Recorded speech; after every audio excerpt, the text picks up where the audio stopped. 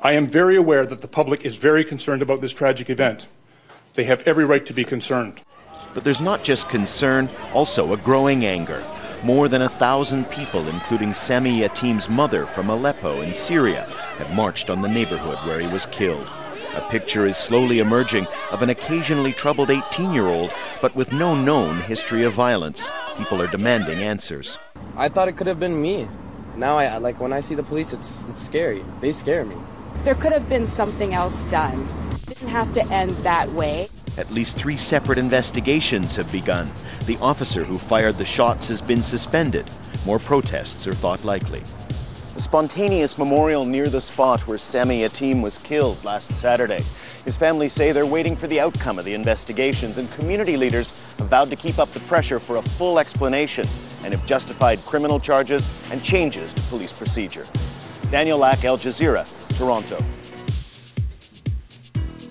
Those protests in Toronto are well-deserved right now. We've got the inside story for you. I'm Darren Howard. And I'm Robert Nisbet. This is Video Radio. Well, we catch up on law and disorder. Exactly. Canadian cops are out of control. And you know, we got 3 incidents in 3 days, so we're going to bring it to you because we don't produce commercials that say, trust us. We want you to check it out. You are tuned into Video Radio. Welcome to Radio Free Canada. We begin in Toronto. New video has emerged of police firing shots inside a downtown streetcar. Natalie Collada leads off with that story for us tonight. It took just a couple of minutes from the beginning of the incident to when police opened fire. Drop the knife now! Drop the knife! 3 quick shots were fired. Then 6 more.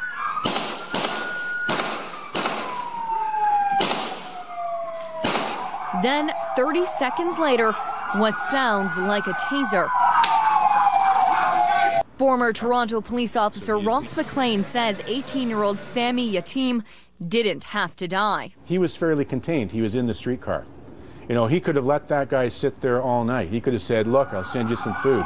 Take it easy. Do you want a cup of coffee? Who do you want us to call for you? But we didn't see much of that. We saw what tends to be known as the comply or die request.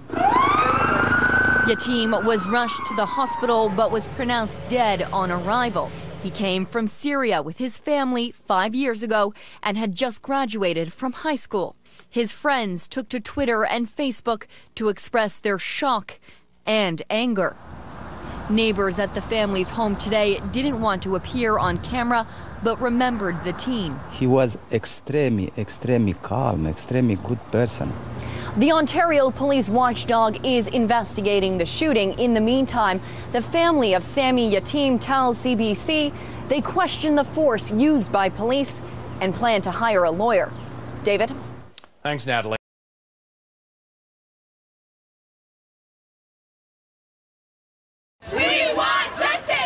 Reaction to the shooting has been swift. They shouldn't have killed him, right? No. They shouldn't have. They should have tasered him. Tonight, several hundred people held a vigil and marched to the scene and then the local police division. The province's Special Investigations Unit is probing the shooting. Lawyer Anita Segedi has studied and written about the sometimes deadly interaction between police and highly agitated people. She says officers need better training. The idea is to de-escalate. That means giving the individual experiencing emotional crisis time and space. And that means speaking in a way that reassures the person that you're there to help. The head of Toronto's police union says the officer who fired the shots has been on the force for 6 years and he's devastated. He's now been suspended with pay, which is standard practice after police shootings. And immediately after this all happened, we saw a whole bunch of anti-police brutality sites pop up on Facebook. Absolutely. They were all over the place. We got invited to admin one of them, and we're going to be taking care of all those guys at Canadian Police, Justice for Canadians. And we're sure that the review of this fatal shooting, we know they'll get to the bottom of this, right? The last civilian inquiry in British Columbia determined that shooting and killing the man would protect property and the man. We got more news on that one next, but what do you got for me right away? Well, last year, ex-Mountie was arrested for killing his girlfriend. Yeah, he just walked right in the front door. Let's run it. This is from Castanet. Thanks for our friends downtown. Here we go.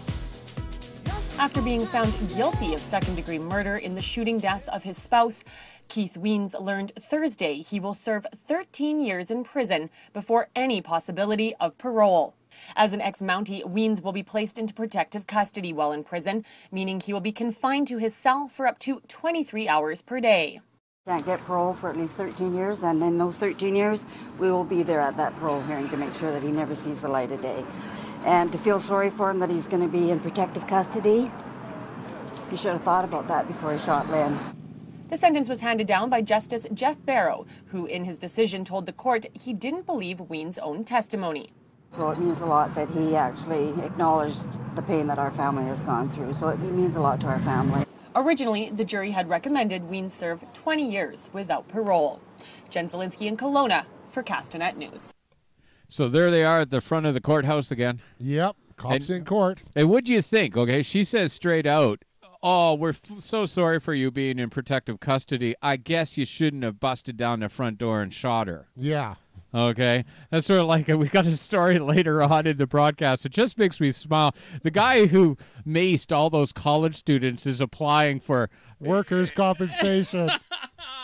Because you're supposed to feel sorry for the fascist when he gets caught on camera or, thrown in jail.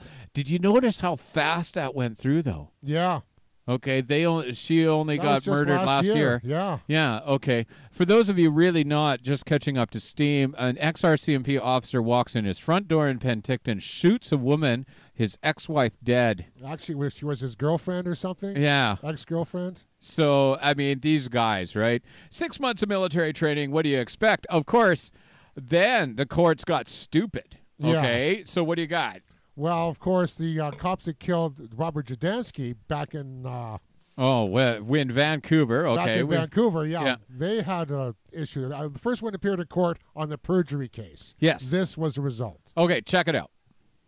An RCMP officer accused of lying about what happened to Robert Jadansky was found not guilty of perjury.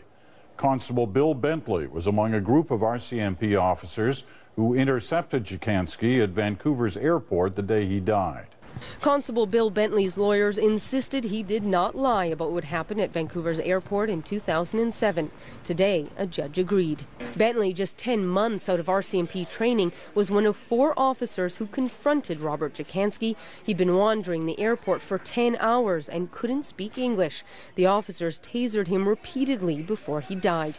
At the inquiry into his death, the officers tried to explain why their notes and statements all said Jadansky grabbed a stapler and came at the officers screaming, when the video shot by a witness did not show that. Commissioner Thomas Braidwood called their testimony patently unbelievable.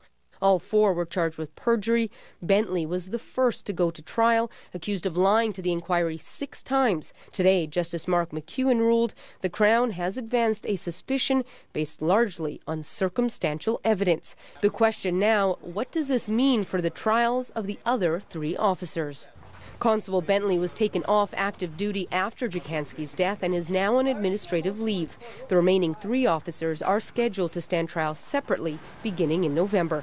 Susanna De Silva, CBC News, Vancouver. So, just like the civilian inquiry into the last guy killed by the RCMP, where they determined that the cops were protecting the man by shooting him dead. Yeah.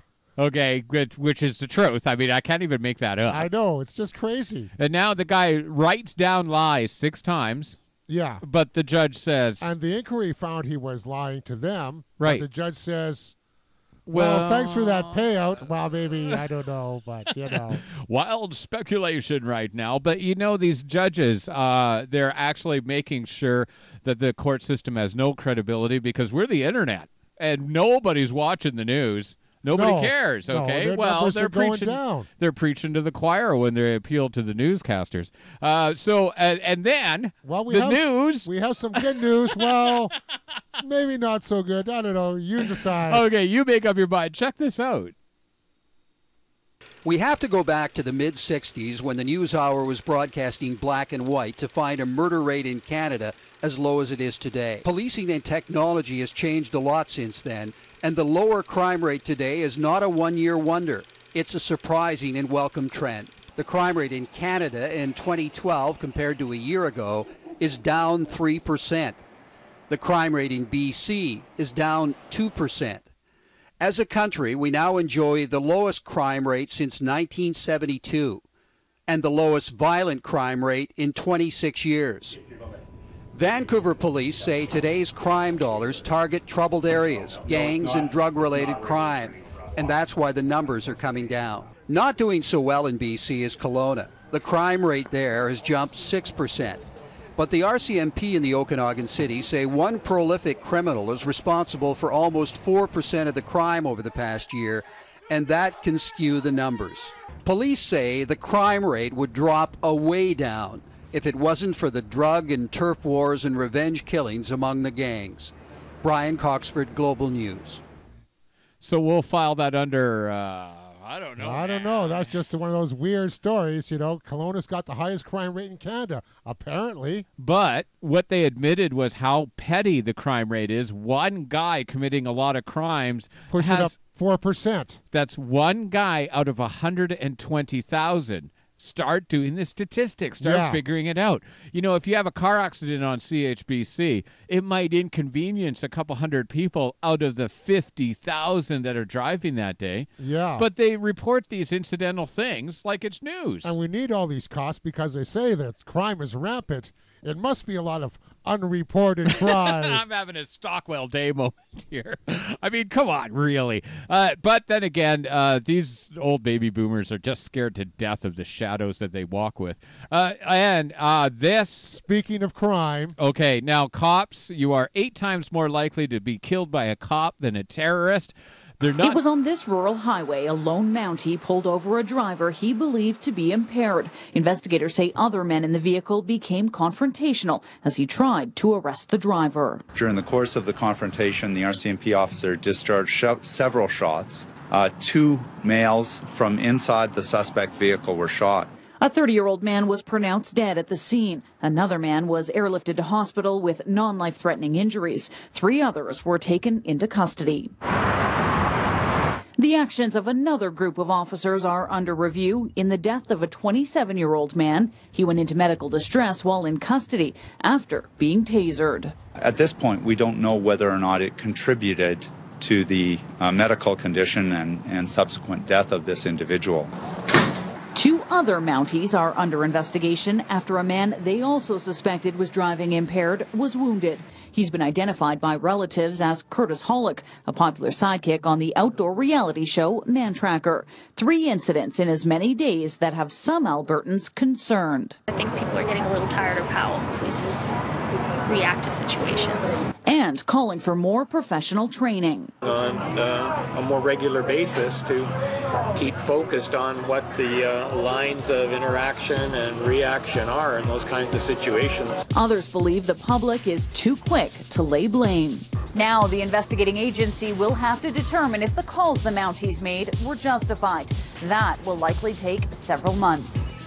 And you know that we've got much more coming up here. We're, you know, that's just the Canadian look. Yes, we got to take a look at our American brother cops. Yes, indeed. But American cops are being allowed to operate in Canada right now, and it's no wonder why the Canadian cops are suddenly looking like American troopers. I'm not feeling very secure right now.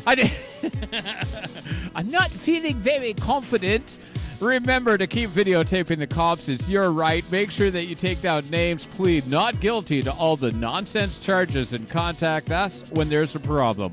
I'm Darren Howard. And I'm Robert Nisbet. Keeping the propaganda out, sifting through all the nonsense to put the real journalism in. You're tuned into Radio Free Canada. Stay tuned for more.